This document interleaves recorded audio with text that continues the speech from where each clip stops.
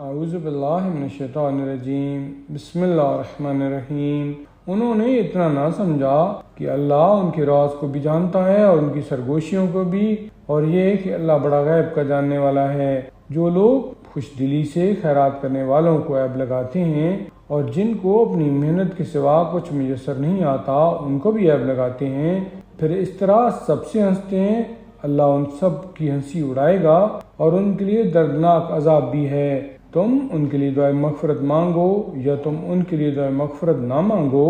اگر تم ان کے لیے 70 مرتبہ بھی دعائے مغفرت مانگو گے تو بھی اللہ ان کو ہرگز نہ بخشے گا۔ یہ اس لیے کہ انہوں نے خدا کا اور اس کے رسول کا انکار کیا، اور اللہ نافرمان لوگوں کی رہبری نہیں فرماتا۔ پیچھے رہ جانے والے رسول خدا کے خلاف اپنے بیٹھ رہنے سے خوش ہوئے اور اس سے انہوں نے نفرت کی کہ راہ خدا میں اپنے مالوں اور جانوں سے جہاد کرتے، اور لوگوں سے کہا کہ گرمی میں نہ نکلو، تم یہ کہہ دو کہ آتش دوزخ کی گرمی تو بہت بڑی ہوئی ہے، کاش یہ سمجھتے ہوتے۔ بس انہیں چاہیے کہ ہنسیں تو تھوڑا اور روئیں بہت سا، کہ جو کچھ وہ کیا کرتے تھے اس کا بدلہ ہو۔ بس اگر اللہ تم کو ان میں سے کسی گروہ کے پاس واپس لائے اور وہ تم سے نکلنے کی اجازت مانگے تو تم کہہ دینا کہ تم ہرگز میرے ہمراہ ہو کر نہ نکلو گے اور میرے ساتھ ہو کر کبھی کسی دشمن سے لڑو گے۔ تم پہلی دفعہ بیٹھ رہنے سے راضی ہوئے، اب پیچھے رہنے والوں کے ساتھ بیٹھے رہو، اور اے رسول جب ان میں سے کوئی مر جائے تو تم کبھی اس کے جنازے کی نماز نہ پڑھنا اور نہ اس کی قبر پر کھڑے ہونا،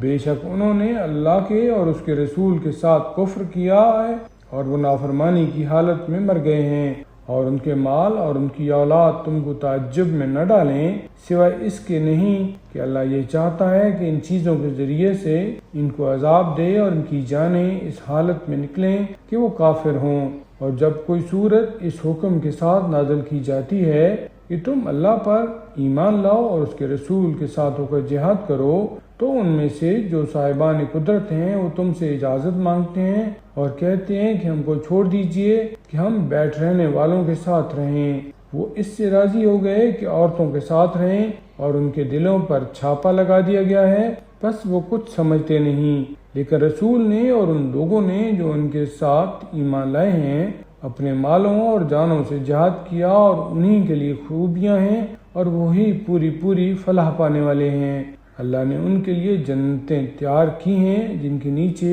ندیاں بہتی ہیں، ان میں وہ ہمیشہ رہنے والے ہوں گے، یہی تو بڑی کامیابی ہے۔ اور بدوؤں میں عذر کرنے والے آئے کہ ان کو بھی بیٹھ رہنے کی اجازت دے دی جائے۔ جن لوگوں نے اللہ اور اس کے رسول سے جھوٹ بولا اور بیٹھ رہے، ان میں سے جن لوگوں نے کفر کیا ہے ان کو عنقریب دردناک عذاب پہنچے گا۔ نہ کمزوروں کے ذمے کوئی الزام ہے اور نہ بیماروں کے ذمے، اور نہ ان کے ذمے جن کو خرچ کے لیے کچھ میسر ہی نہیں آتا، جس حال میں کہ وہ اللہ اور رسول کے خیر خواہ ہوں۔ نیکی کرنے والوں پر کوئی الزام ہی نہیں ہے، اور اللہ بڑا بخشنے والا اور رحم کرنے والا ہے۔ اور نہ ان کے ذمے کوئی الزام ہے کہ جب وہ تمہارے پاس اس غرض سے آئے کہ تم ان کو سوار کر دو اور تم نے یہ کہہ دیا کہ میرے پاس تو کوئی سواری نہیں ہے کہ میں تم کو اس پر سوار کر دوں، تو اس حالت میں لوٹ کر گئے کہ ان کی آنکھوں سے اس رنج کے سبب آنسو جاری تھے کہ انہیں خود خرچ کرنے کو کچھ میسر ہی نہ تھا۔